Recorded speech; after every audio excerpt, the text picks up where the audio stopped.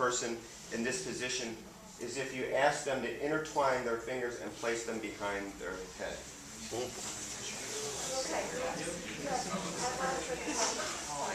Okay, and you're working still from the head of the table. And what you're going to do, and all these lifts are with your legs, not your arm strength. Okay? You're simply going to bend your knees, grab a hold of the bottom of their elbows. You're going to inhale, and on the exhale, you're going to straighten your legs so they get a nice stretch in their pecs. And you repeat that a couple of times. Lower them down, inhale, and then lift up on the exhale. And one more time, just because it's so damn cool. Inhale, and exhale. Okay, and then just have them unlock, place their arms comfortably on the table. And for transition move from the head of the table, just again place your hand on the sacrum and just lean in, opening up the lower back. And this also lets the lower body say, okay, here we come. We're coming in to loosen your hips and your hamstrings and your calves and your feet. Okay, and then release. Now, we're going to come in and start to work on the gluteals and the hamstrings and the gastrocs and this remaining bit of anatomy, the foot. Okay, so I think people who are working, come around this table. And I'm just going to show a demo on how one of the ways that we loosen it in the work. So we already loosen back, shoulders, neck, and hopefully a little bit the tightest area in the body, which is always the mind. It's always the tightest thing in the body. So that all that nice relaxation helps calm the central nervous system. So we're going to be right at the hip, and we're going to start loosening the gluteals with a twisting flat fist. But I'd like you to come and bring the leg into action, and every time we lean forward, we bring the leg across midline, because what this does is bring the musculature up, and it also brings the lines of energy up closer to the surface so they respond more readily to the compression. So, and again, note that I'm working in a lunge position.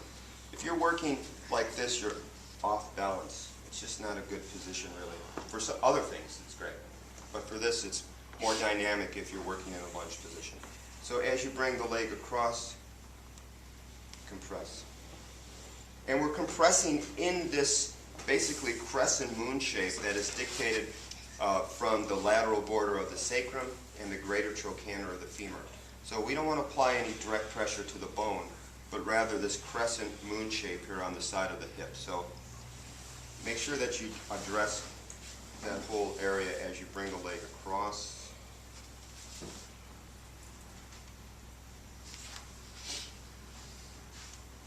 And then after some general loosening of the flat of the fist, if your table height accommodates, use your knee.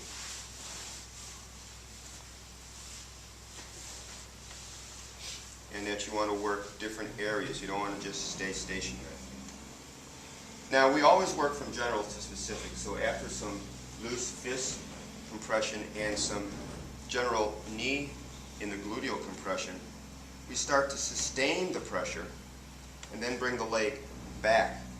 And they'll feel a whole different activity here because it's more of a pin and stretch. So you're holding and then bringing the leg back. So I want you to try two movements. One forward as you're leaning in with your knee, and then also another one with the leg already across the midline, holding the pressure, and then bring the leg back. I don't know if they'll thank you for it immediately, but it is really good at loosening the hip.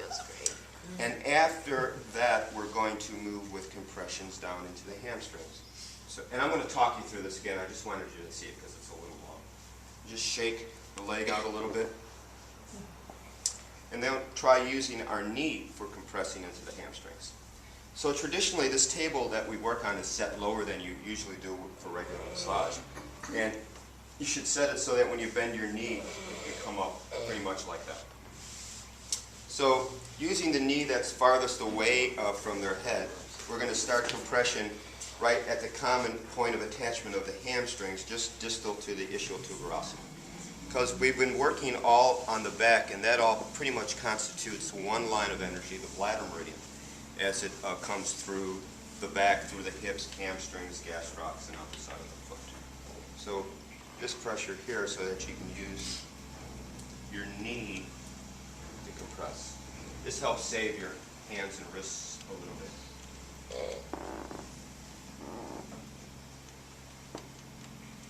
ADHD.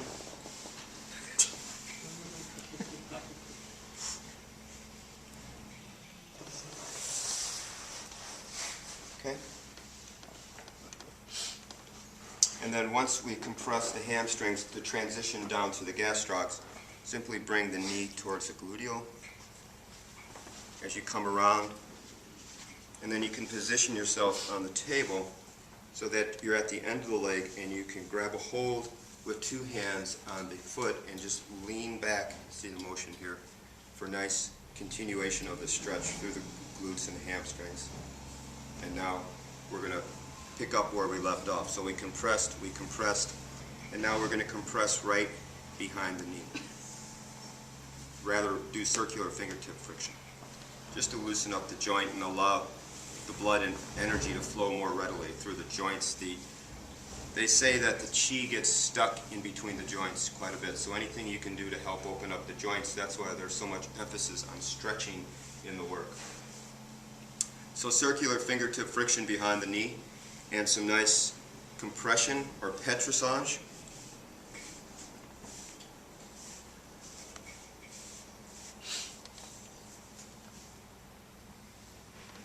Working the bottom of the foot a little bit.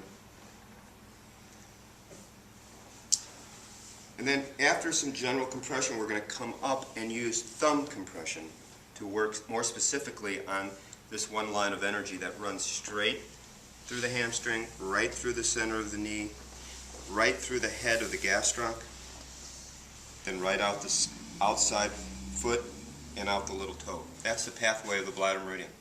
So we're going to try to replicate that pattern, open up that channel a little bit more specifically using the pads of our thumb. And when you apply pressure and you're extending to another person in Shiatsu, you want it to be like you're just extending your arm from your side naturally, and you want to try to keep a nice extended line with your thumb, the continuation of that line. And to compress more just off the tip of your thumb, not so much the pad, which encourages hyperextension of the thumb. Not so good. Okay, this a lot better. This aligns or stacks your joints so that it can take the pressure and there's the least line of resistance with your body weight coming in. Okay, so you just inhale, and on the exhale, just nice and easy lean in. You don't want to overpress anyway. That's ego, not necessary. Just press in until you feel resistance, because that's where they're at, you know.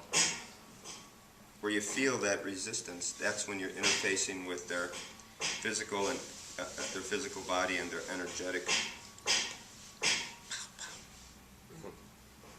Okay, coming through the gastroc heads, I'd recommend thumb over thumb, and just sinking in,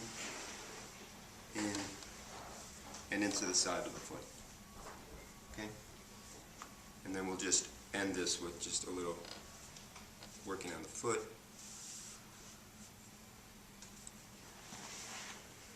A little traction. And a little traction.